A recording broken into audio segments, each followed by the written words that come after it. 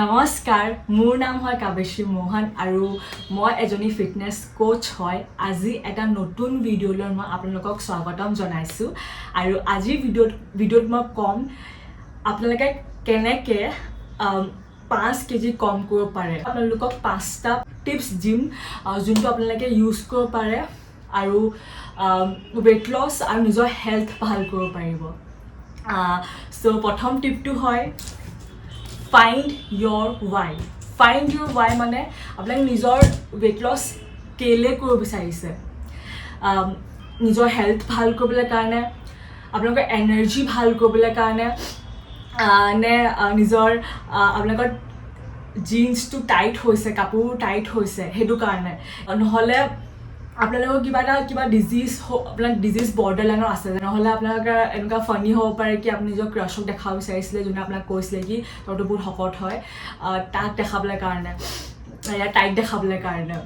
এইটো মই জ'ক কৰিছোঁ, কিন্তু অন এ ছিৰিয়াছ নোট এটা ৰিজন হ'লে তেতিয়া আপোনালোকৰ কি হ'ব, আপোনালোকে ফ'কাছ কৰিব পাৰিব। আপোনালোকে তেতিয়া সেই গ'লটো আপোনালোকে কমপ্লিট কৰিবলৈ কাৰণে আপোনালোকে ডেডিকেটেড থাকিব। চ' সেইটো কাৰণে এখন পেপাৰ লওক, তাত লিখক কি আপোনালোকে কি কাৰণৰ কাৰণে আপোনালোকে ৱেইট লছ আৰু কৰিব বিচাৰিছে। হয়, ছেট ৰিয়েলিষ্টিক গ'লছ।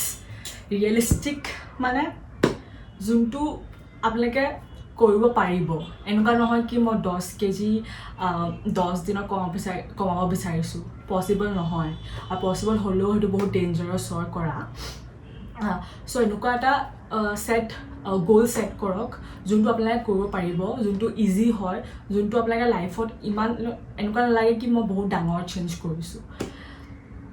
চ' এটা চিম্পল সৰু ৰিয়েলিষ্টিক গ'ল ছেট কৰক, যেনেকৈ মই 0.5 কেজি 1 উইকত কম কৰিম। থাৰ্ড হয় নিউট্ৰিশ্যন পৰ্চন কণ্ট্ৰল।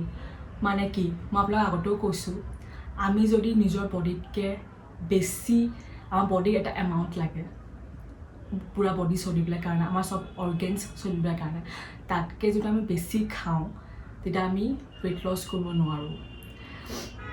যদি আমি পৰ্চন কণ্ট্ৰল কৰিম তেতিয়াহে ৱেইট লছ হ'ব।